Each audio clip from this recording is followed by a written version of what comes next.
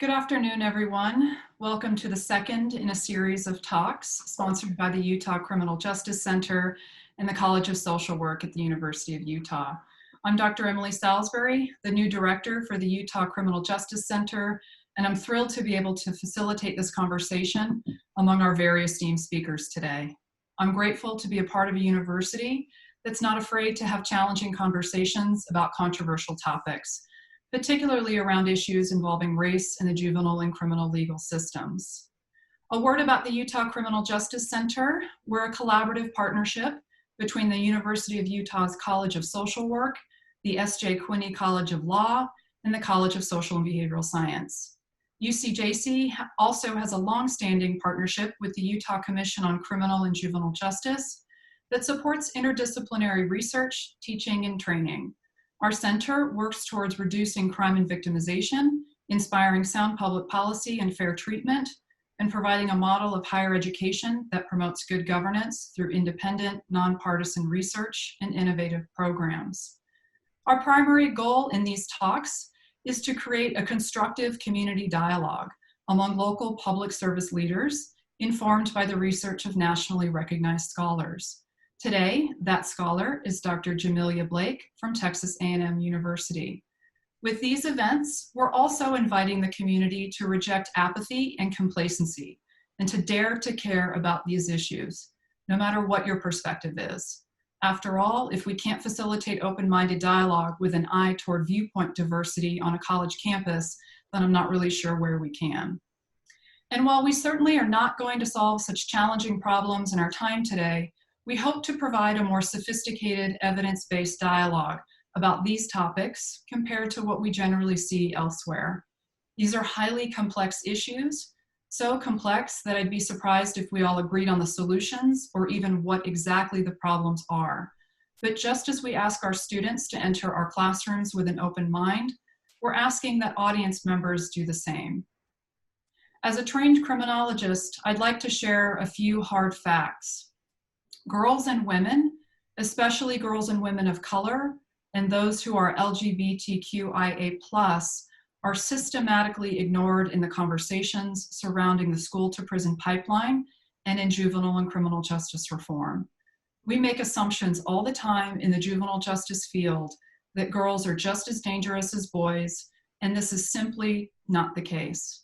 Girls are not getting meaner, they're not joining gangs more often, and they're not becoming more violent. Many of these girls are caught up with systems that have failed to see their resilience and individual strengths that are not based on a white heteronormative standard. When we look more carefully, we find that there are evidence-based, gender, and culturally responsive solutions specifically tailored to their needs and strengths, solutions that they desperately want and need if we just listen and act. I'm heartened by the fact that perhaps now more than ever, people want to engage and protest and activate their lives towards social change. As we move forward as a community, it's my hope that the Utah Criminal Justice Center will continue to be called upon to find solutions. For instance, we are currently hard at work as an evaluator for the Commission on Criminal and Juvenile Justice and the Juvenile Courts on the statewide non-judicial adjustment project in an effort to identify diversionary practices to reduce the number of children in Utah entering the juvenile justice system. The center is in a unique position to significantly contribute to building and evaluating possible solutions, given the strength of our board and our staff. As we get started, I also want to point the audience to the Q&A and chat functions that are available to you. If you have a question that you'd like to ask, please submit it to the QA function and we'll do our best to answer it. If you have a general comment or resource you'd like to point others to, please choose the chat function for that purpose. And so with all this in mind, it's my pleasure to finally introduce you to our esteemed speakers today. Dr. Jamilia Blake is an award-winning and published licensed psychologist and a tenured associate professor at Texas A&M University. She's been with Texas A&M since 2007, where she's received numerous awards and accolades for her teaching and mentorship. Dr. Blake's research examines the developmental trajectory of peer-directed aggression, bullying, and victimization in socially marginalized youth and racial and ethnic disparities in school discipline. She has authored more than 40 publications and is a fellow of the American Psychological Association.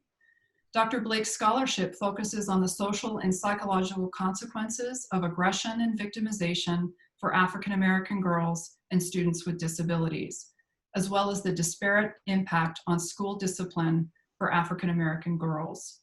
Her work on the inequitable discipline experiences of Black girls has been featured in the New York Times, the Huffington Post, on NPR, and CBS.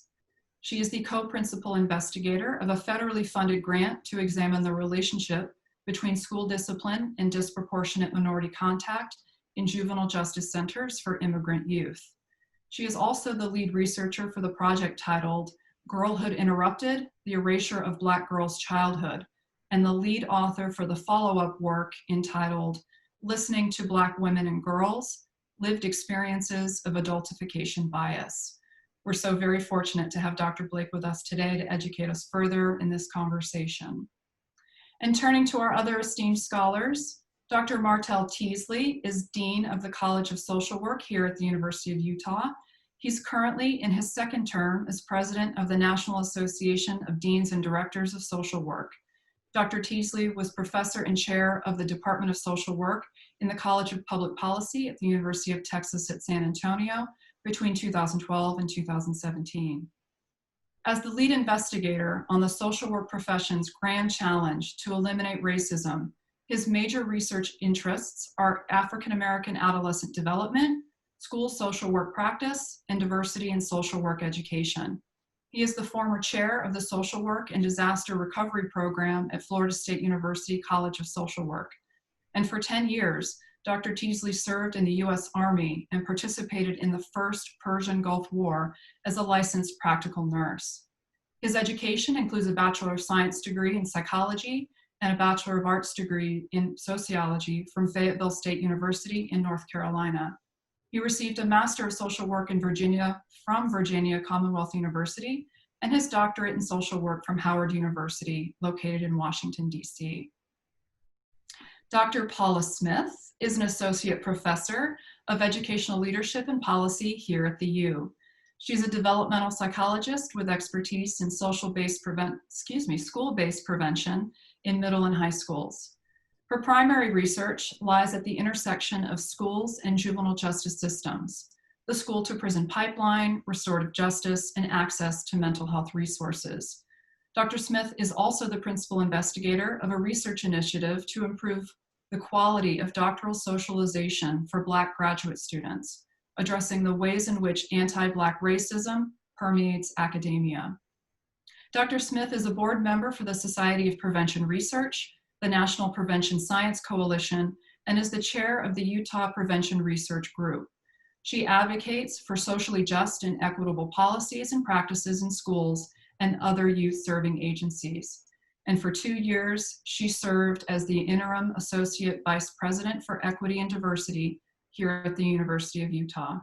Thanks for joining us today, Dr. Smith, and for your service to the university. And finally, Dr. Jen Molloy is an assistant professor of social work at the University of Montana. Her areas of research and practice focuses on implementation, evaluation, and sustainability of restorative justice in education, juvenile justice, and community settings. She teaches both undergraduate and graduate level social work courses on organizational, community, and system change. She's a former research analyst with our very own Utah Criminal Justice Center, and prior to that, she was the director of the Center for Restorative Youth Justice in Montana. Most recently, Dr. Molloy, along with Carolyn Ross, completed a report titled Assessing the Implementation of Restorative Justice in Education in Utah after House Bill 239. This report provided recommendations to the Utah Board of Juvenile Justice and the Utah State Board of Education on ways to further the implementation of restorative justice in Utah schools. Thank you for coming back to join us at UCJC, Dr. Molloy. So at this time, I'd like to turn the session over to Dr. Blake to give us her presentation on her scholarship.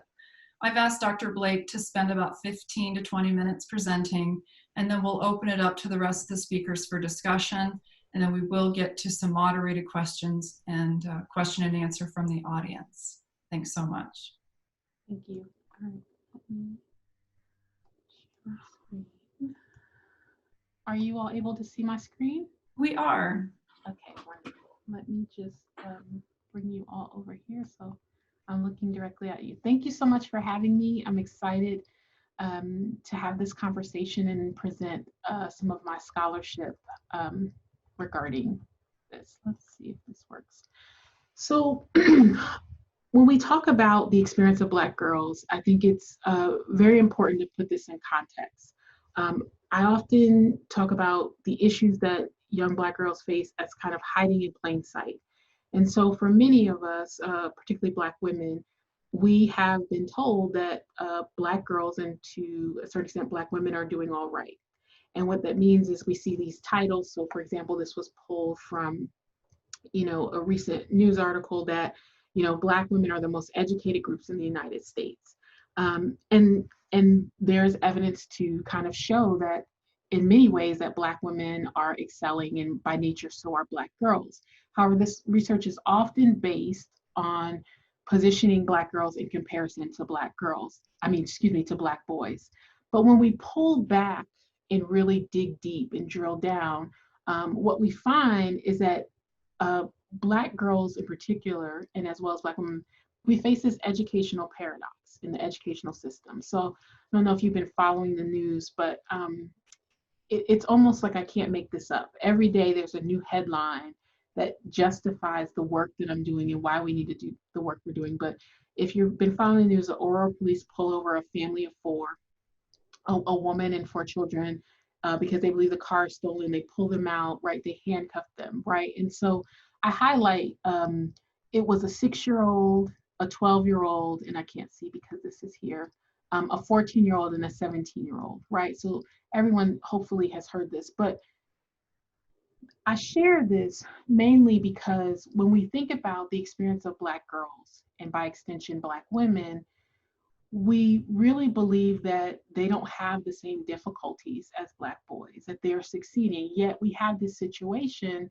where these girls are actually kind of told to lay down on their stomach and handcuffed and pulled um, over by police. And why would we treat a child in that manner? And so I include this quotation from a textbook because I think it's very much summarizes the direction my research has gone into. Um, and what I want to impress upon you is that Black girls are one of the most vulnerable, victimized, and disenfranchised groups in the nation, particularly in schools. And it's not that we have to do this comparison, but their experiences have historically been overshadowed because we have focused so much on the experiences of Black boys, right? And so what I'm really going to talk to is the importance of intersectionality, right? And the double taxation, the intersecting effects of both racism and sexism on the educational experiences of Black girls. And what that means is that we have to change our lens and we need to stop comparing Black girls and their experiences to that of Black boys and comparing Black girls to the experiences of other girls, particularly white girls, because that is the standard for which they are held to. So I'm going to go through some statistics, which with this being a College of Social Work, I know you all are very, very familiar. I think social work is probably one of the most woke mental health professions out there, certainly more so than my own. So what we know is that Black girls have a greater likelihood of being suspended. And depending on the statistics, this is from the National Women's Law Center, almost 5.5 times more likely to be suspended than white girls, right? And in your state, this is some data I found from 2015, 2016, Black girls are twice as likely to be suspended as white girls. So this really isn't a surprise. We've been having, thankfully, this conversation nationally, at least for the past 5 to 7 years, even though we've known about this issue for more than 40 years. So I often talk about the inequitable discipline experience of Black girls as hiding in plain sight. It's always been there, but because we've focused our attention on Black boys, or we've compared Black girls to Black boys, we've overshadowed the magnitude of the educational disparity. So Black girls are suspended more so than we would expect, because when we think about girls, we don't think about girls as having behavior problems. We don't think about, especially Black girls, we think about them in that old adage, sugar, spice, and everything nice. But when we start to peel back the layers, when we start to drill down into the discipline disparities, what we find is not only are Black girls more likely to be suspended, but they're more likely to be suspended for what is called subjective infractions. And subjective infractions are those infractions, in essence, where it allows your values and your implicit biases to play in. They're not clear criteria. The example that I use is that late is late. When the bell rings and you come in after the bell, it's pretty clear and everyone can agree that you're late, right? But with these subjective infractions, we find that Black girls are more likely to be disciplined for dress code violations, disobedient, which is incredibly subjective, and disruptive behavior, because all of those depend on our definition of what it means to be disobedient. That's really value laden, and we all differ.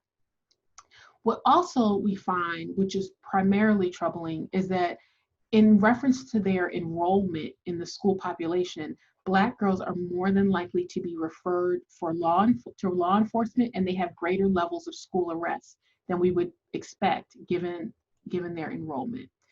And the result of this is that when you are over suspended, when you are having contact with school resource officers, you're missing instructional time. And that creates the possibility that you will have lags in your educational attainment. And what we all know, and if you don't know, that children who have these academic difficulties usually leave school prematurely. They drop out. And when you drop out, that sends you on a trajectory to have greater contact with the criminal justice system. And that kids who leave school early or drop out are more than 8 times as likely to enter the school to the juvenile justice system. So we've talked about the school to prison pipeline. We all hopefully at this time know what it is. What I really want to leave upon you is, this relationship with discipline increases Black girls' likelihood to have contact with the juvenile justice system. And I don't impart this in this figure, but I want you to really consider the pipeline as a process and not as this kind of linear, very directive movement, right? And what I mean by the school to prison pipeline as a process means that it's more than just discipline and juvenile justice contact, it's teacher-student relationships, right? So when I'm punished, I become disengaged. I start to think the school community doesn't believe in me, right? I start to not see value, and that creates a cycle that may cause me to be further disengaged, that may alienate me even further from my teachers, right?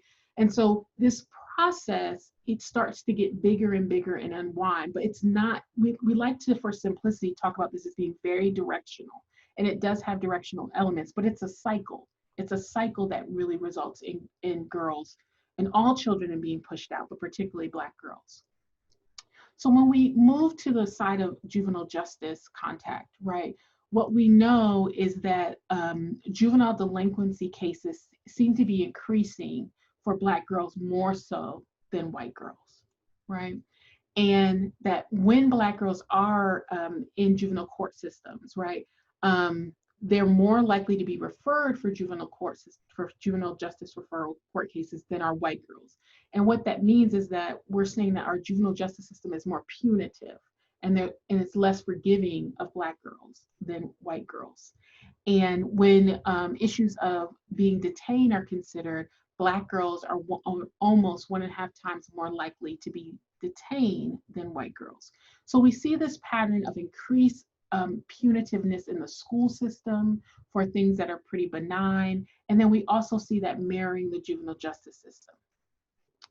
So I ask this in every presentation because I'm both a scholar and I'm a mother of 2 Black girls. And I do this intentionally because I want you to think about, when you look at me or a Black girl, what do you see? What do you see? And this is the crux of the work that I've done. So what the literature tells us is that Black girls, and what educators tell us, is that Black girls are seen as aggressive, they're seen as defiant, and they're seen as promiscuous. And all of this is rooted in historical stereotypes from the legacy of slavery about Black women. Black women were seen as being a sapphire, very aggressive. Black women were hypersexualized. They were seen as being a Jezebel, right? So this is the perception that educators and individuals in the criminal justice system have of Black girls. And what I believe and what my work really speaks to is that these perceptions are rooted in the fact that educators and these professionals are mapping stereotypes about Black women onto Black girls. So these perceptions of Black girls are rooted in these stereotypes about women. And so when Black girls engage in behaviors that are really not developmentally abnormal, I was just talking to someone else about this in a conversation. As a mother of two teenage daughters, and this drives me crazy, defiance is a normal part of adolescence. Kids are trying to establish their independence. It drives me crazy. Just do what I say. But that's normal. It is normal to question. It is normal to push because they're trying to figure out who they are. But when you have these stereotypes, you misinterpret it as more malicious and intentional and problematic than it actually is. And when I say, what do you see when you see Black girls? If we go back to the media, right, the way we are handling some of the behaviors of Black girls, right, is much more punitive, and it's incomprehensible how we would handle this for any child. You know, so again, I don't have to make these things up. It's happening every day. We're putting girls in handcuffs. We're using physical force, law enforcement. You know, Grace, I believe she was, she's no longer in the juvenile justice system for not doing her homework, right? But, we're putting girls in the juvenile justice system in the middle of a pandemic for not completing your online homework. This punitive response, this over surveillance is rooted in these stereotypes. So what my work really speaks to is this idea that Black girls are not seen as children. Instead, we're seeing them as Black women. And when you don't see a child as a child, it means that you are more punitive. You don't see them as making mistakes. You see all of their acts, all of their behaviors as volitional. So I'm going to speak very quickly about the work that I've done in this area, more so because I want to talk to other panelists, because it's equally exciting to me as it is hopefully for you all to talk to colleagues. So what I conceptualize is this idea is that adults have this adultification bias of Black girls. And adultification bias, I want to clarify this, is really important. So there's a process of adultification socialization. And that is the process where in usually low income, low SES, working class families, parents have children engage in adult-like tasks or responsibilities that are beyond their stated age and developmental level to assist with family functioning, right? So adultification socialization, for example, my kids at 4 or 5 knew how to sort their laundry. They knew how to start the washer up because that helped family functioning if they could do a chore. And an adultification socialization can have opportunities for growth and resilience. And if done in an extreme case, it's a continuum, it can result in negative outcomes. But that's a socialization process. When I'm talking about adultification bias, what I am talking about is without any information about these children, Black girls are seen as being more adult-like. They're seen as these stereotypes, the sexism, the racism, the idea that Black women are promiscuous. Black girls are seen as knowing more about sex, being promiscuous. They're seen as being independent to the point that they don't need comfort, right? So all the elements of childhood and adolescence that we afford to youth in our society are stripped from Black girls. So adultification bias is both a form of implicit racial bias, but it's really at the most extreme levels dehumanization. Because when you strip individuals for aspects of what it means to be a human, and being a human in our society means you have a childhood. So when you take that away, you're dehumanizing individuals. So what we did is we surveyed adults nationally, And we asked them questions based on the stereotypes about Black women as being hypersexualized, aggressive, defiant, and what we know to be true about childhood, and how we as a society conceptualize childhood as being this age of innocence where you get to make mistakes. We asked adults to rate the extent to which Black girls were seen as being more adult-like relative to white girls at different ages.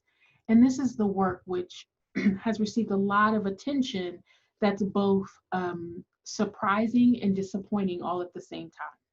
And so what we found, and I'll just hit the highlights, is that as young as age 5, Black girls were seen as being more adult-like than white girls, right?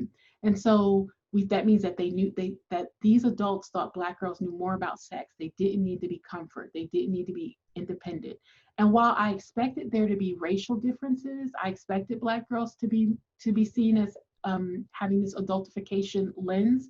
I did not expect it to emerge this early. I actually expected it to emerge between the ages of 10 to 14, where it's a little bit unclear. And if you follow this graph, so the reason this is just zeros, meaning is just that look at the magnitude, the difference between these 2 points. So from 5 to 9, Black girls are seen as being greater levels of adultification, from 10 to 14, and then still even in high school and adolescence.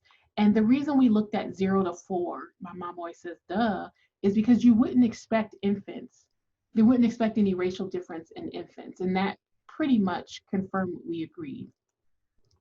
So I put these pictures here because I really think images are really help us really think. We need to put faces with some of these constructs. And I'll just share in full disclosure, this is my daughter. She doesn't look like this anymore. This is literally when she was 5. So let's think about this. What we expect, and she's at her birthday party at McDonald's playing dress up. She's a rock star, right? She's got messed up teeth. You know, she's a rock star. She still is. But do we think this little girl at 5 really knows about sex and understands it? Do we think a child, not just because it's my child, it's our child, do we think a child should not be comforted when they cry? Do we expect this child to go out into the world and be independent and to know?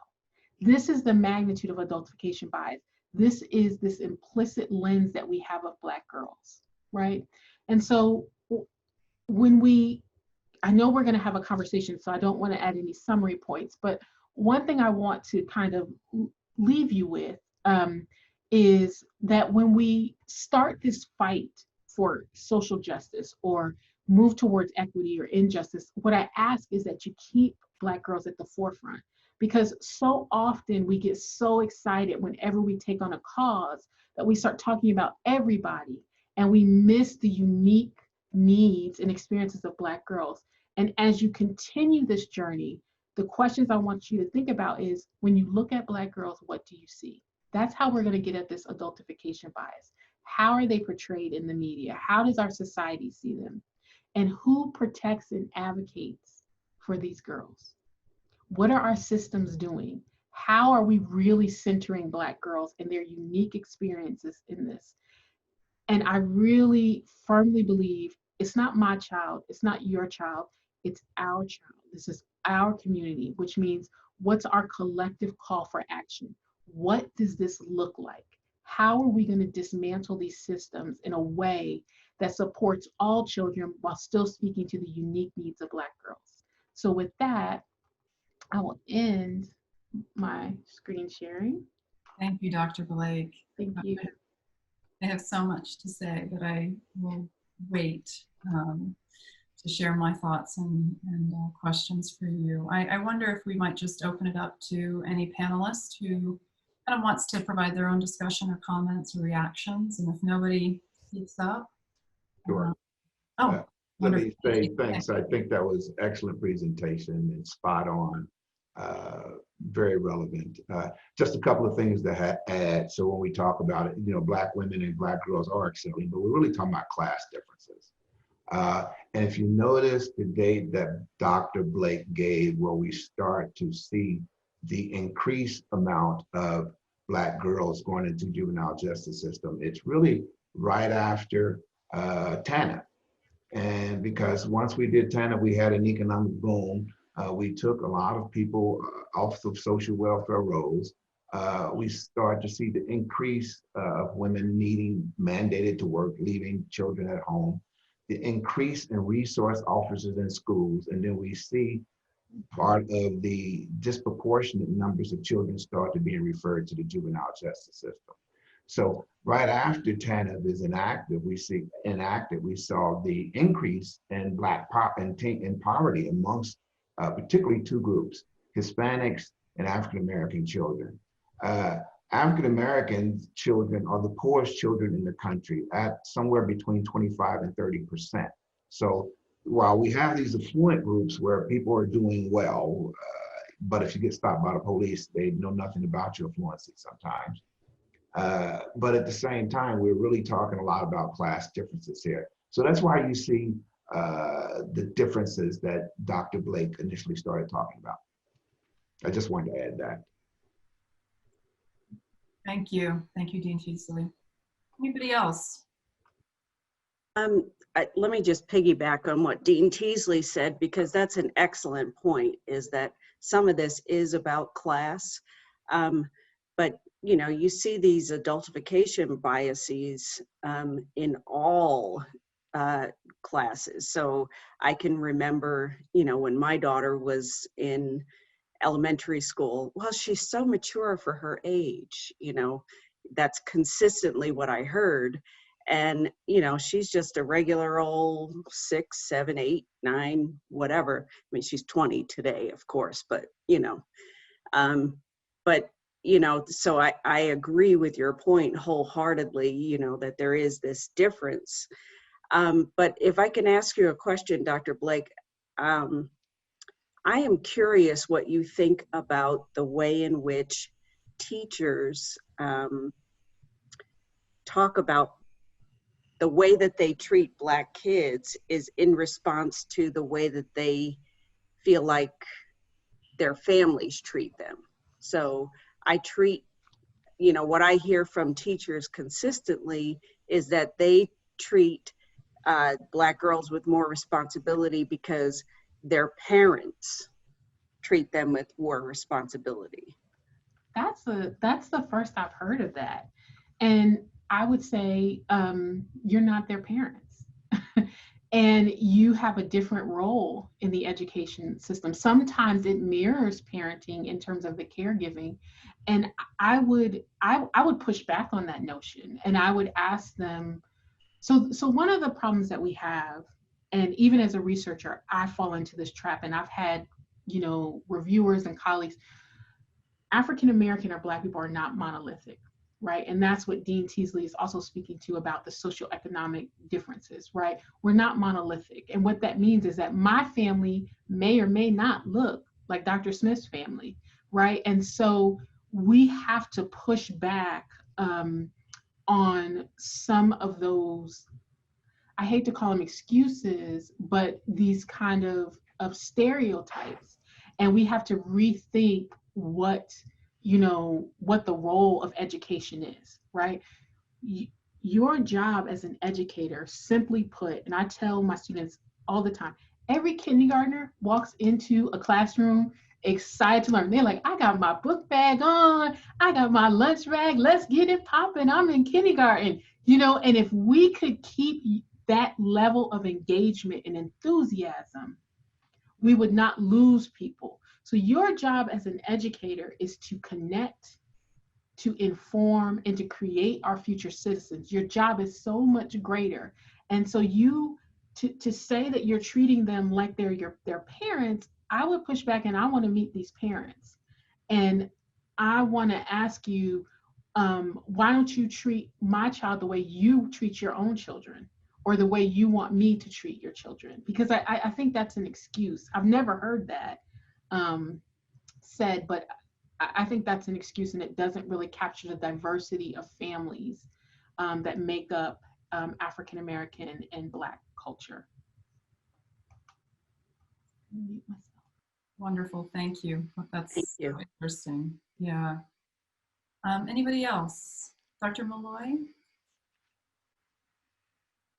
think what resonated, I mean, all is really provides context to a lot of what I've seen in schools. And, but you're ending with that collective call for action for these are our children. And I think this, there was a recent report that just came out for Voices for Utah Children that really talked about, we've made these juvenile justice reform efforts, and yet there still are these racial disparities in discipline occurring in our state. And so that collective call to action for us right now, I think, is to really consider that and to consider our policy. I think Ibram Kendi said no policy is race neutral, right? And that our policy really is not addressing these disparities, and it is not, there's no forms of accountability related to that.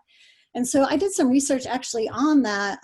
It's House Bill 239, and it said you can not send, basically, you needed to use alternative school related interventions such as restorative justice practices for certain offenses committed by students while on school grounds.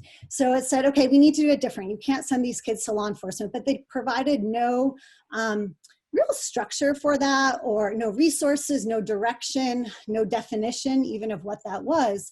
And so I really commended the Utah Board of Juvenile Justice and the Utah State Board of Education for saying, hey, let's see what's happening on the ground. So this is passed, but what is actually happening in our schools? And so in going out and talking to 4 different districts around the state, 3 rural and 1 urban, to try to get really an understanding within, you know, and across the state what this looked like, we found that most schools, it started to challenge their thinking around kind of punitive exclusionary discipline. I mean, it took away their normal tool. In some ways, they felt like it took away tools that they were using to get students needed resources. So it kind of challenged them to think about doing it different, but we've all been conditioned into those norms of schooling, and it didn't provide enough direction.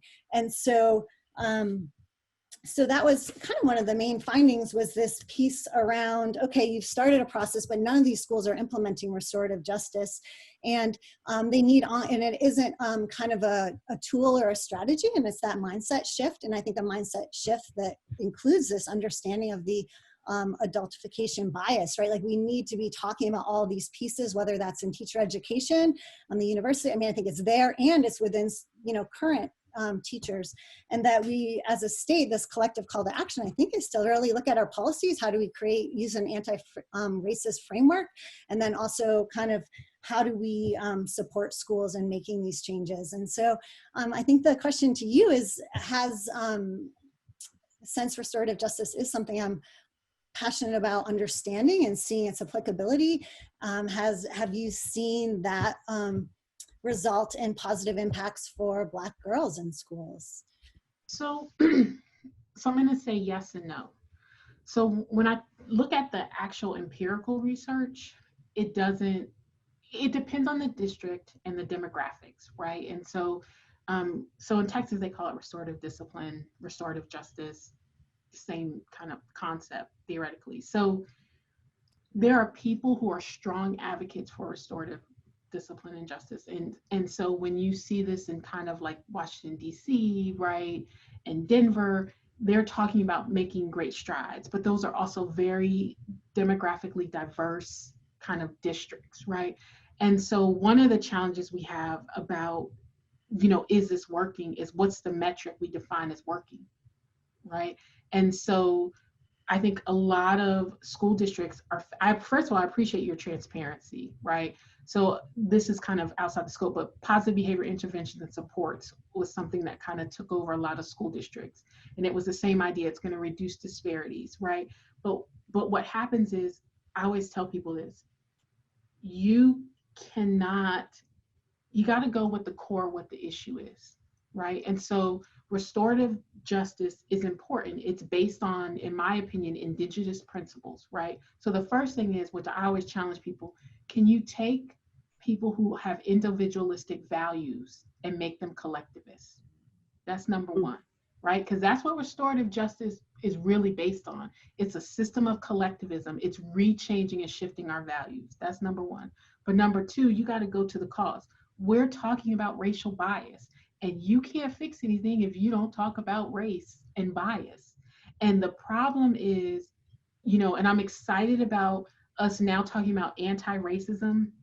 Our society, we latch onto terms and we get super excited, and then it gets watered down and it goes back to exactly where we started from. But it means you have to do the difficult work. And the difficult work means that we have to start looking into ourselves and looking into our policies and really saying, is this racial bias? How is it racially biased? And are we willing to take the bullet, right, and change this policy or this practice so it will no longer be racially biased? And taking the bullet means going against some people who are really powerful, who are really important, who don't agree with this. So the short answer is there's not a lot of empirical research. There is some coming out of Denver public schools, but they're a really diverse district. But what I find is that the gains aren't as great for Black children and Black girls as it is for other children. And I think that's because we continue to operate from a race neutral perspective, and we're also not in school districts that I've seen. And this is just the way education systems function. And I get this because they're overwhelmed. They want a checklist, they want a manual. And restorative justice, in addition to making people become more collectivists, it also means you have to disrupt the hierarchy of power. And I'm a bit of a skeptic, because I say, when schools tell me they're using restorative justice, I said, are you willing to let these kids call that teacher to the carpet? Are you willing to allow the kids to have a restorative circle with the principal? And their faces just stop, because we have these structures that don't allow for egalitarianism, right? And so that was a very long-winded answer to say maybe. I think that's just so insightful and not long-winded at all. I followed and was hanging on every bit of your discussion and your points there, Dr. Blake.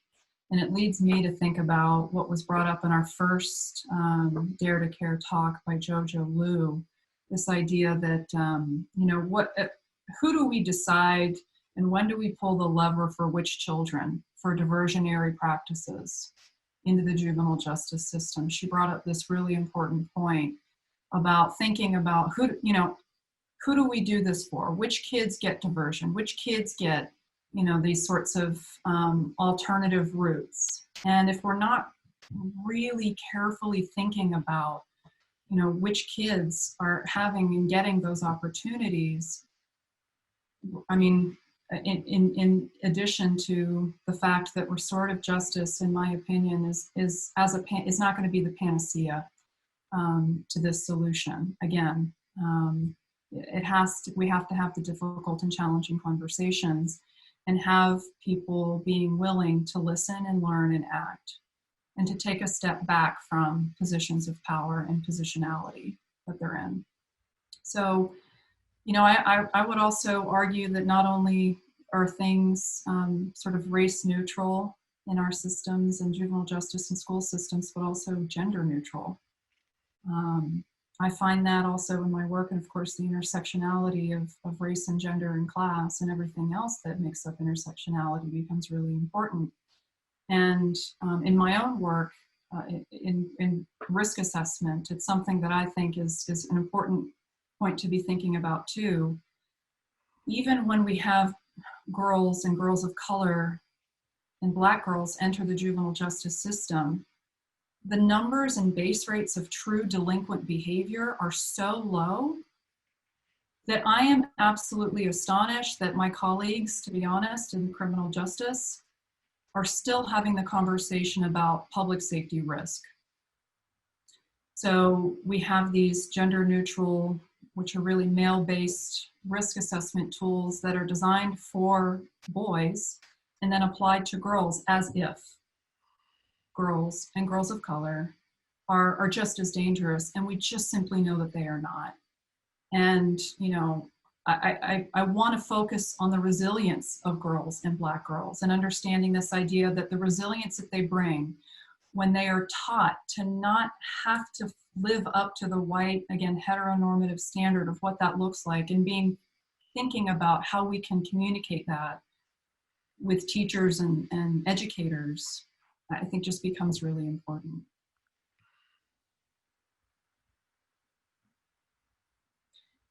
So, any thoughts on risk assessment? That's just my Yeah, Emily, Dr. Salisbury, I think you're absolutely on the right track.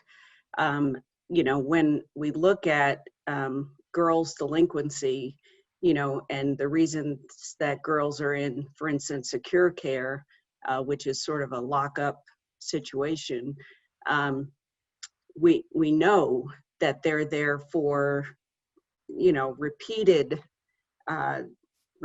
low-level offenses or technical violations, or, you know, the judge put them there for their own safety, or, you know, parents said, well, we don't want her to, you know, continue to have sexual activity, so that, you know, for their own protection, they get placed in lockup or secure care.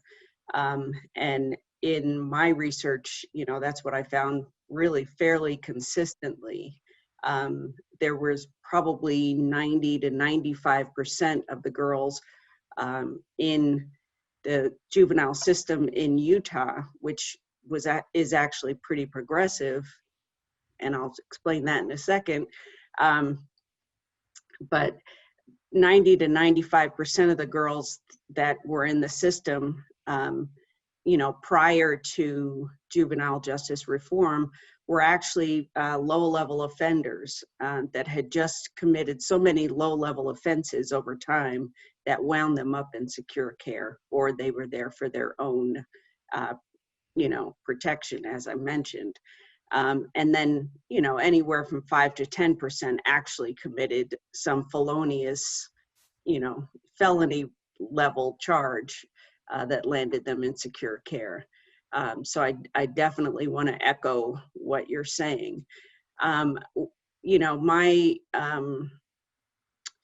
one of the things, you know, I want to, you know, kind of focus a little bit more on schools, because one of the things that we see kind of around the country, and I would love for all of the panelists to respond in addition to Dr. Blake, but one of the interesting things is around hair justice, right? So justice as it relates to Black girls' hair and the policing of Black girls' hair and Black boys' hair too. I mean, I think about the wrestler. I don't know if you all know this, a few months ago, it was pre-COVID, so whenever that was, right? You know, a Black male wrestler was forced to cut his dreads by one of the referees, who said he couldn't have dreads in order to wrestle. And I understand that it's not a Black girl issue, but you know, you hear these countless issues around Black girls' hair being touched, Black girls' hair being policed and considered dress code violation, you know, within a school disciplinary policy. So, you know, how do we, you know, reshape that hair justice movement to really appreciate and really align our values to be consistent with the hair justice movement? You know, we've got a sort of kind of push and pull factor here. And you make a good point about this hair has been going on for a long time. We see girls suspended in private schools for having certain types of hairdos. So when I talk about class distinction, these things could happen to people in the so-called middle class or upper class if they're Black, and in schools it has happened. So it's really biased across the board.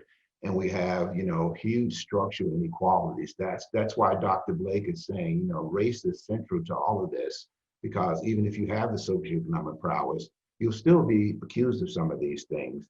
I wanted to make a quick point about restorative justice.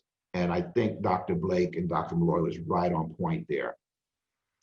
What we know about the research on restorative justice, for one, I really like that whole piece about a collective entity. And we know if schools are not practicing in the way Dr. Blake, those questions that she asked about, can you put the principal or the teacher in the circle, in the center? If you can't do that, you're really not practicing restorative justice. You know, you've got some morph, some hybrid or something. What we know is that, one, is that in whether it's affluent school districts or low income school districts, across the board, Black and brown kids, Black males and Black females are more so suspended disproportionately in every state of the union, even in affluent schools. It's even worse in lower income schools. We also know that when we look at restorative justice research, where it has worked as has been in multicultural schools, in middle class communities. We have not seen it work in low income communities where there are huge swaths of people in poverty. We have not seen restorative justice crack, the egg there.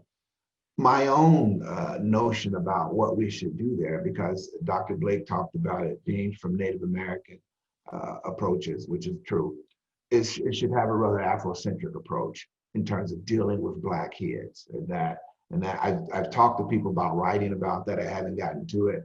But what we're really talking about is the socialization process in general. So as we're talking about all this anti-racist stuff right now, we just saw a senator try to introduce a bill saying, if you talk about the 1619 project in schools, we'll take your federal funding away. And so this is how the biases start, because we don't know in the socialization process, Black kids don't know about their culture, white folk don't know about it. So we come out with all these types of things. And so people, that goes right by people. That's happening at the same time. And so there's these purposeful things that cause problematic behavior and these perceived and presuppositions about Black people in the socialization process, which all takes place in schools. So if we talk about the school to prison pipeline, we don't have a causation between schools and prisons. We have associations, as we know, between disproportionality, dropping out of school, juvenile justice, and then the prison.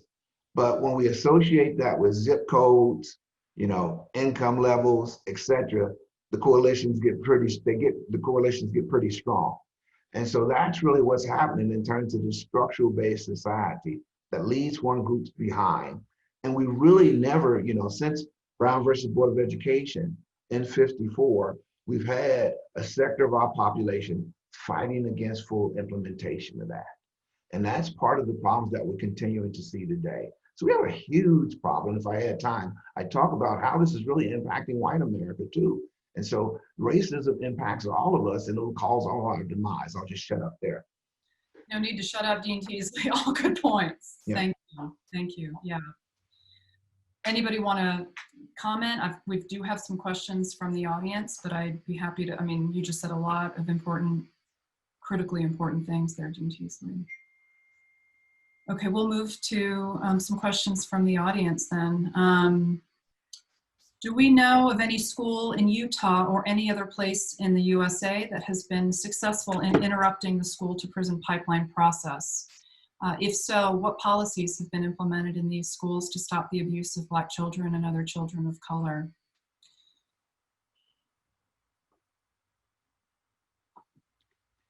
I don't know off the top of my head. Yeah. I know more kind of empirical research. But I think we're trying to figure that out. And as Dr. Salisbury mentioned, it's not going to be a one size fits all. It's going to likely be a mixture and integration of many strategies to really address this. And it starts with, I want to throw something out that is maybe a little bit controversial, but in terms of the hair and all, what we're really talking about is white supremacy, right? What we're really talking about is privilege and whiteness being power. And that's what we're pushing against. And that is uncomfortable. That is an uncomfortable dialogue to have. It's uncomfortable to talk about because even if you're having these conversations in your dinner table, talking about it on a public platform, especially in this current social and political environment, puts a target on your back. But if we're really committed to addressing these issues, then we have to talk about that. And that doesn't mean that all white people are racist, but it does mean that the foundation, the historical foundation of our society, even the social economic portion of that, is built on this social construct of race, with whiteness being at the top of that hierarchy, right? But in terms of your questions about, do we have a model? I think that's the trap that education falls in. There's no magic bullet. There's no potion. There's nothing that's going to solve all our problems. I tell my students all the time, the education system, we're putting a Band-Aid on a bullet wound, right? And we keep just kind of going along to try to, and I would say the same thing is true about our criminal justice system and our juvenile justice system. These systems need to be completely and totally rethought and upended, but the likelihood that will happen takes a significant amount of courage and resource, right, and sacrifice. But nonetheless, there's no one model program. It's going to be an integration, and it really starts, with people having conversations, willing to do the difficult. So restorative discipline has positive aspects. There are kind of structural things that we can do in classrooms. There's training teachers in terms of, if we want to call this now anti-racism, right? But what I want to impose on you is that we have to be willing to run a marathon. So a lot of people of color, unless a lot of Black people, have racial battle fatigue. And what that means is that we've been talking about racism. A lot of us, we've been experiencing discrimination. We're used to this marathon. And it takes a long time. But if we're going to do this, it's not one model program. It's how long are we going to invest? How long does it take for behavioral change to happen? How long does systemic change take in any system? It's not a year, it's not 2 years, and I don't mean to be preachy.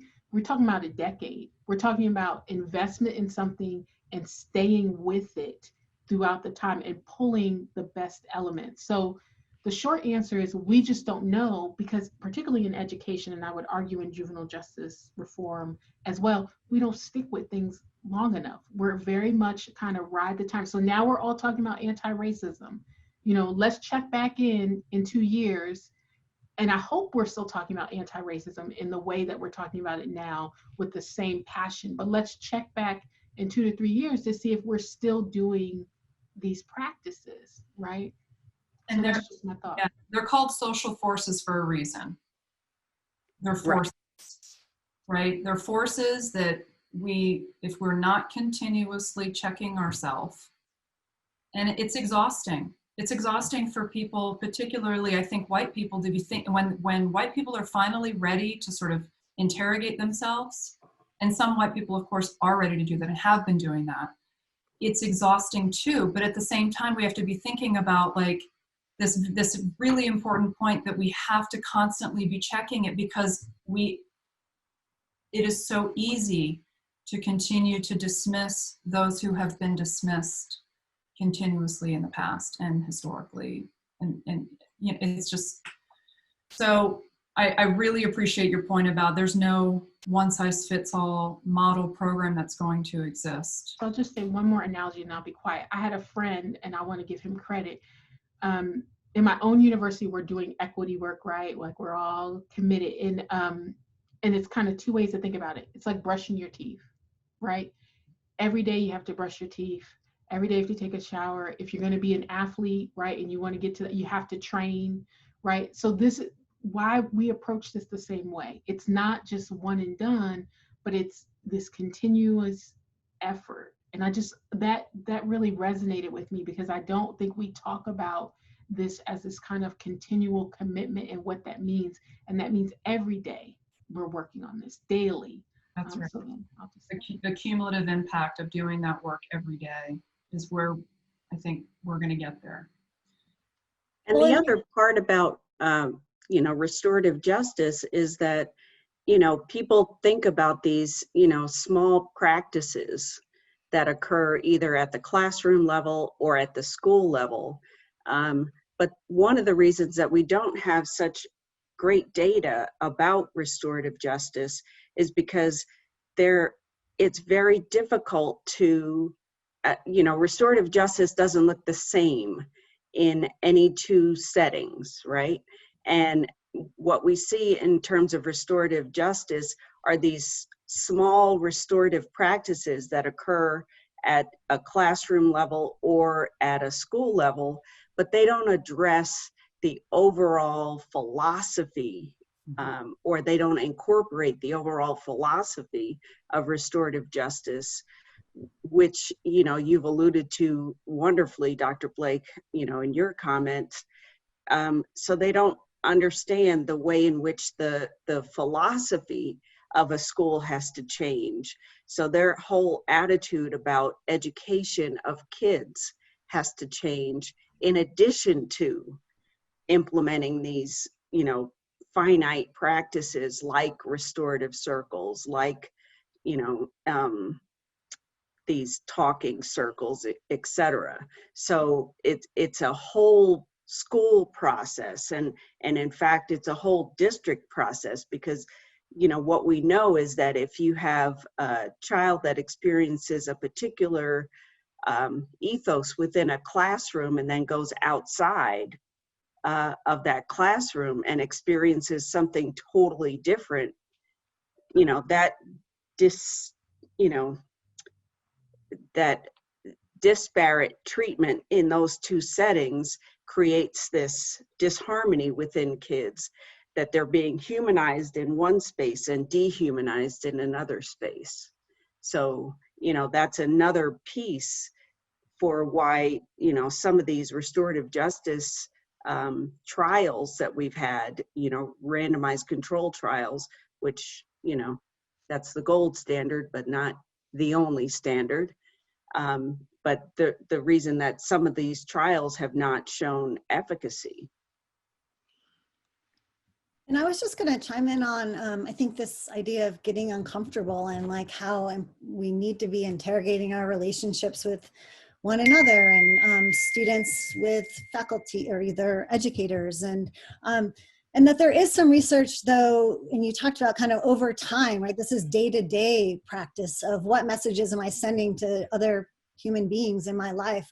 And there has been research out of Oakland that looked at those schools, the disparities, the black-white gap was decreasing when they'd been either there were implementing over time and they're at full implementation. So I think this idea that if they're going to do restorative justice and they're going to commit and they're going to do it in an intentional, values-based way, that they actually are seeing more of the results that we want to see, but that they actually were just as bad in those that were in those initial stages of implementation. So just that idea that like this is a long-term commitment, I think comes around when we think about restorative justice, that it's school-wide and it's long-term, because it takes a while to start to shift those perspectives and that socialization that we talked about. So we saw that in Oakland, as you said, as well as a couple of schools in Texas. I just want to make a point on beyond anything in terms of what works. I think somebody asked that, you know, there's a small amount of research out there. So for Black kids in schools, and this probably goes for all kids, but when we give students a sense of self-esteem about themselves, making them feel good about themselves, okay? And we provide students with positive role models, and achievement orientation, as well as pathways to success. Those are when schools do well for Black kids. And that's, someone may say, well, that happens everywhere. Well, sometimes we're just preparing kids to work in restaurants, or telling them that they'll just get a trade. And as my son, you know, it's like, well, you're gonna play sports, so you don't have to worry about school. And so when we're saying those types of things and not providing positive role models that are caring and are non-punitive, that pull you to the side and talk to you about those needed things in terms of your development. When we don't have those in K through 12 schools, what we do is see children turned off. I think someone talked about that, may have been Dr. Blake. All kids want to learn. You know, they go to school and they're really ecstatic about it. Somewhere 3rd, 4th grade, Black kids start getting turned off about this experience. It doesn't seem that well. It doesn't work that well for me. We don't know totally why. Part of it is the culture and the socialization process. I don't feel good about myself and what I see. But of course, at that time, you cannot articulate it. And then you have all the other things that Dr. Smith talked about in terms of the biases that our children are seeing in terms of their hair. And it just becomes this whole thing that school becomes not cool anymore. All people want to learn though. So there's something, and racism makes us think that it's something wrong with the Black people. It's actually something wrong with the places we're sending them to. Right. And I would echo to your point to Dean Teasley about self-esteem. Again, if we're thinking about Black girls, you know, this idea too that all girls go through this you know, this phase of really starting to think about loss of their own self-esteem and self-worth, and pre-adolescence, and as they start to go through puberty, it's like that coupled with the additional self-esteem burden of young girls just continues to, I think, to exacerbate and think about and to consider how that really also affects girls in a different sort of way, and the low levels of self-esteem that we see. Turning to another question. So, okay. Dr. Smith, did you want to contribute something else though? I just wanted to, you know, I'm a psychologist, a developmental psychologist, but I just wanted to bring up mental health, access to mental health resources as another, you know, critical thing that we have to have in schools. We know that some of these kids that are coming through the juvenile justice system, and we see this, you know, in larger part with girls in terms of depression. Not that boys don't suffer from depression, they do. It just looks very different potentially. But we need to also ensure that there are mental health resources that kids can access, not only because of the potential trauma that they're experiencing in their neighborhoods or what have you, if their neighborhoods happen to be, you know, ones in which crime happens, but then secondarily because of the toxic stress effects of racism that they're experiencing. And, you know, as you mentioned, Dr. Teasley, these little kids, they don't have a language for it. They don't know what it is, but it is racial battle fatigue, as coined by Dr. William Smith, who happens to be my spouse. But it's also, you know, critical that we have these mental health, access to mental health resources to help kids name it, identify it, and deal with what's really going on with them. So I just wanted to highlight the mental health piece. In the mental health piece, I just want to add, I had this idea and then I lost it, which happens a lot with me. But when I was hearing you talk about and I think this happens in education too, when I was hearing you talk about essentially, and this speaks also, Emily, to your point, that these young women were being placed in settings for their own good. What we're really seeing is a gap in service delivery, right? And that's also, so when you really look at juvenile justice risks for girls in the absence of race, a lot of time it has to do with negative interactions in the home. So they get in a fight with their mom, they run away. And because we don't, and it's not that I'm this huge systems expert, but the writing is on the wall. We have these holes in our society in terms of gaps. And so we use other systems to kind of fill that void, right? And that's where and that's how even I would argue the school to prison pipeline, the process started to occur. So we were having some deficits in education and we said, hey, I got an idea. Let's bring school resource officers over here to help us manage, because we're really afraid for all this violence, right? And we created more problems. And that's what I mean about putting Band-Aids on bullet wounds. But what we really have to do is go to the core. You know, if you have a splinter, right? And I don't know if anyone's ever gotten a splinter and it's gotten infected. Like, I'm a big baby, so I've gotten some splinters and I'm like, don't touch it, you know, hit my finger and I feel like it's, it's like that cartoon character where your finger is pulsating and it's this big, right? But if I don't get to the core, which is I can put everything else around it and I try Neosporin, put a Band-Aid, but if I don't eventually take that splinter out, right? I can't correct the problem.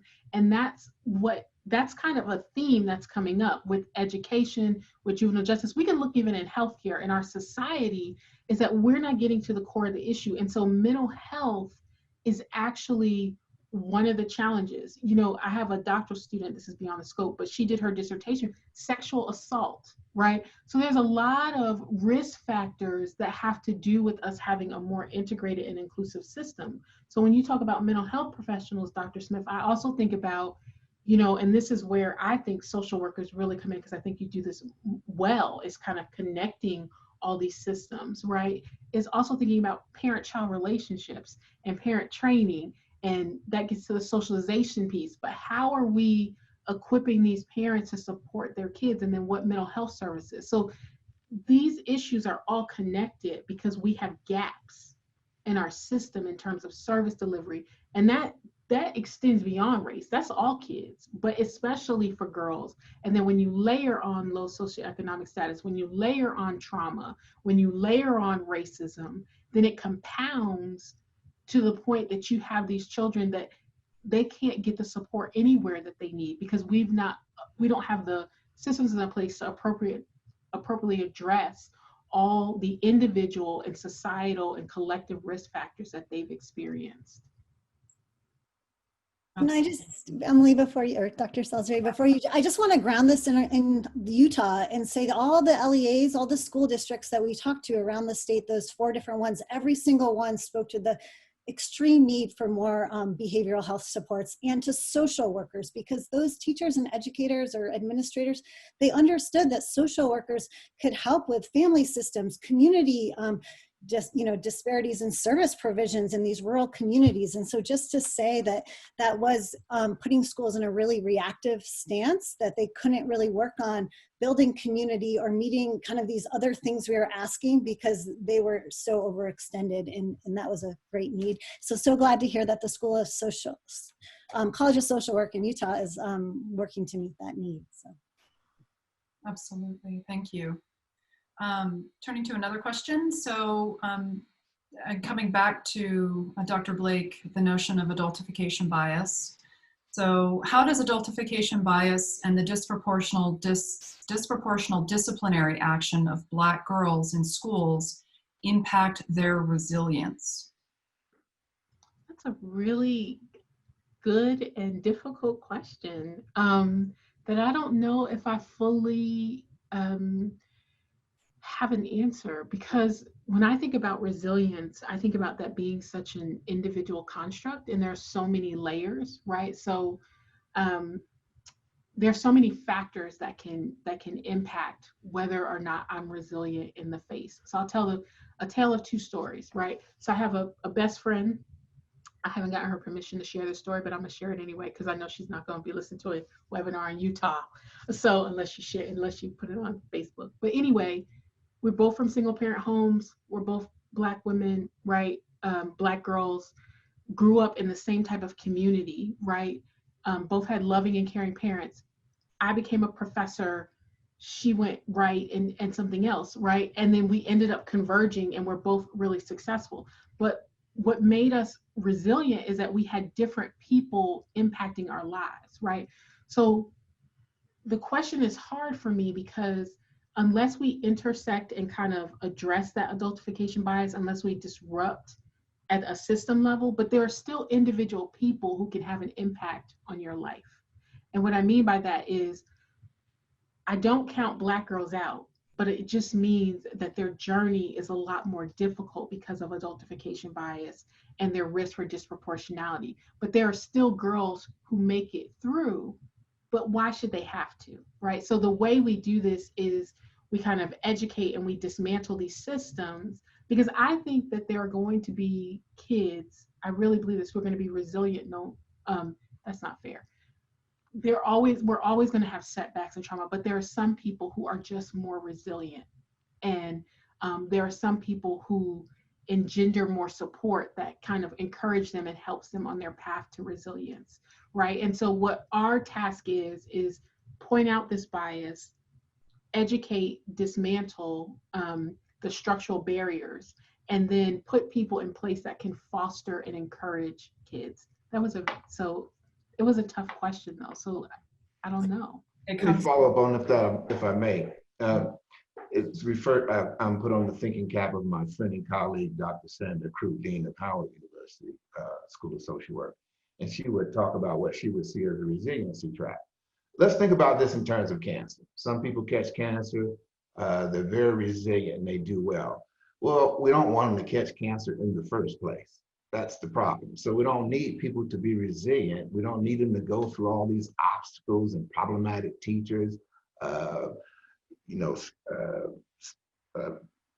people in the schools who do biased things and be resilient. We don't want that, because for every person that's resilient, I would say hundreds go in different ways. So when I talk to my friends, and I'll talk about Black males for a second, people say, well, you're articulate and you did well, you came from the inner city. Well, no one should get a PhD the way I did. You read off that litany of things I did in my life, all that when I didn't know what I was doing.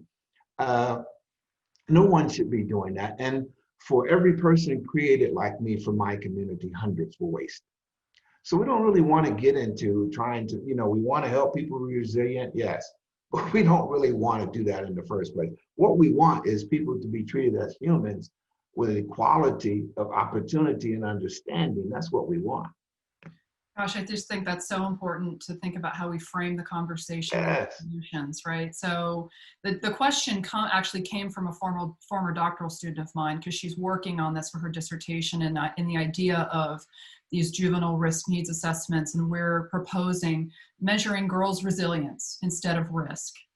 That's sort of the positionality of the question, but your comments are just blowing my mind right now, because it's so important to be thinking about exactly what you just spoke to, that I couldn't articulate any better than you did. So you want to take a strengths-based approach Exactly. to identification so There you that go. you can then build on those strengths. Okay, so I misunderstood the question as well. And your doctoral student should email me, because my doctoral student just wrote a paper about girls in the juvenile justice system and what happens to them long term. But and I would agree. I think Dean Teasley and I, we're both saying the same thing, but when you frame it that way, we tend to operate from a deficit-based perspective, and what these kids don't have, especially Black and brown and minority and low SES or minoritized youth. But taking a strength-based perspective, that's what we would call in my field, means you have to rethink some of these skills that they have that may not have, we just haven't been socialized formally to think about it that way, right? And if our end goal is really, I'm talking to a friend who does a nonprofit, and we talk about these low-hanging fruit outcomes for youth who have difficulties, like, well, we hope you live to 21.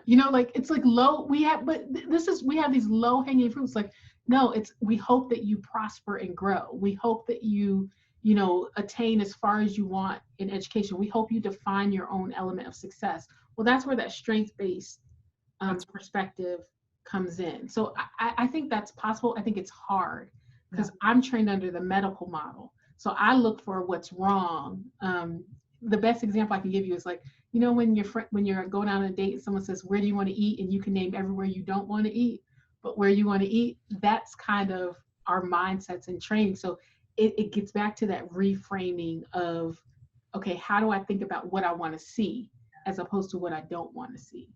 And it's really related to the, to the work that I do with gender responsive strategies with adult women in the criminal justice system, and how we need to have more of those conversations, certainly in juvenile justice as well, particularly for girls and girls of color, and this idea of being strength-based and seeing the individual strengths that each kiddo has, right? So, okay, I have a lot to say about it, but then it'll focus too much on me. So we've got another question that says, you mentioned that Utah's juvenile justice system is progressive. Did I hear that right? Could you elaborate on this point? What are the progressive policies that are working? Thank you. That might have been.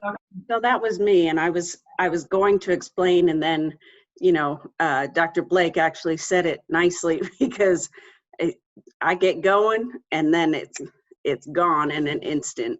But Utah's juvenile justice system has been progressive in a couple of different ways.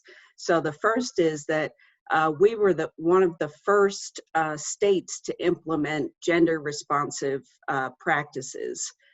So we were one of the first states that received a state block grant from the National Juvenile Justice System to be able to incorporate and train people about gender specific services. So that's one of the ways in which Utah has been progressive. The second is that even the juvenile justice reform has been on the back burner nationally for about 18 years. I think it's 18, it might be 14, but about 18 years. Utah led out in the nation for reforming juvenile justice within our state. Now, we did it, sort of clumsily. We didn't, the folks that did the revision for juvenile justice reform didn't necessarily work with all the partners. And I think Jen's, Dr. Molloy's report actually speaks to that, right? Like, they didn't involve the school system. So when they said all of these charges that schools couldn't send youth for in terms of, truancy and what have you, they clearly didn't work with the schools to make sure that there were, this continuity of services. But those are really two exemplary ways in which Utah was also one of the first places that stopped doing wilderness training as a mechanism for, yeah, I see Dr. Salisbury smiling. But we know, for instance, wilderness therapy, that, they just take kids out into the wild and, okay, here you are, survive. We know that those kind of mechanisms and programs don't really work. They work pretty well in the short term, but definitely not mid to long term.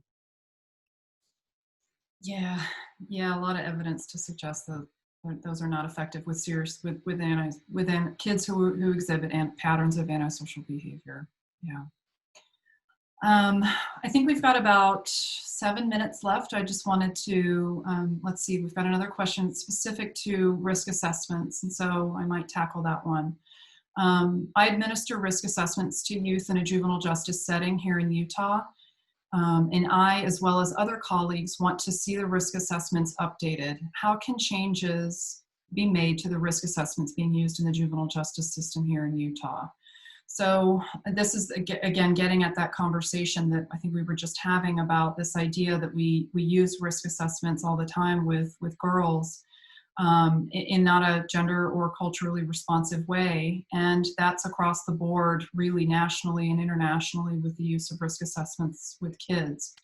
And I think it's an important time to be thinking about these ideas in terms of, are we actually harming girls by even using risk needs assessment tools? And I don't mean to suggest that we shouldn't have, a measure of girls' needs, because it's exactly what the point Dr. Blake and Dr. Smith were talking about in terms of the mental health, the depression, the anxiety, the PTSD that's going on, the cumulative trauma that many of these kids are experiencing. But to think about, again, like what we see with many of these gender neutral or male-based risk needs assessment tools is that they overclassify girls. They basically have higher levels of supervision for girls than is really warranted by their behavior. So many of these tools can tell you, and the developers of the tool can say they are valid tools. They have what's called predictive validity, and they can distinguish between low, medium, and high risk in terms of future behavior. But typically the behavior they're measuring are truancy, running away, simple assault, things that are going on in the home, not true delinquency. And so when we have judges who lock up Grace because she didn't do her homework in Michigan, that's how we get these crazy policies that are just gender and race neutral. But really, if we're not having those conversations, then we're just continuing to girls and girls of color will continue to be in a losing position. So there are ways to do this work. Emily Kinghorn, email me, talk to me, find me at the College of Social Work, and we'll have a deeper conversation. Where are we time-wise? 5 minutes. Okay, so we've got an anonymous attendee saying, I wanted to say this privately, but the Utah State Juvenile Court may be in a great place to start having conversations and revising risk assessments. I don't think they turn you away if I had input to send their way. So that's promising and good news. Yeah. And look, we have to meet, I think everybody on this call would agree, we have to, meet agencies where they're at. If we're going to work with agencies and be applied scholars, we have to meet them where they're at. The timing has to be right. The political will has to be there. And, I just really am encouraged by the dialogue that we continue to have about it. And I'm hoping that we continue to have the dialogue, just like Dr. Blake said, in 2 years, 3 years, 10 years. So parting shots, anybody? I will take a parting shot, and I will encourage us. In the state of Utah, we have a 25% rate of Black girls not graduating from high school. And we need to really seriously look at what's going on and address that, because I know there's something. I don't know what it is. I haven't, explored this. This data was just provided to me fairly recently, but that's appalling. Absolutely. I'll just borrow from Dr. Blake, if I may, when she says that these children are all of our children. And so when one of us are wounded, all of us are wounded. If these things are happening to Black children, and they're happening in general to children in America, we all should be concerned about it. And so there's much to be done, much work to be done. And I hope we stay at it. Absolutely. Absolutely. They're all of our children. Thank you for that. So with that, I just sincerely want to thank our speakers for planting some seeds of solutions and for creating an important, meaningful dialogue today. And to our audience, thank you for daring to care. We hope that we've inspired you in some small way to turn your caring into action and to continue to learn more. We hope you'll join us for our next Dare to Care event on Wednesday, August 26th, when we continue our dialogue on disproportionate minority contact with youth. So thanks very much for your time and for participating. Thank you.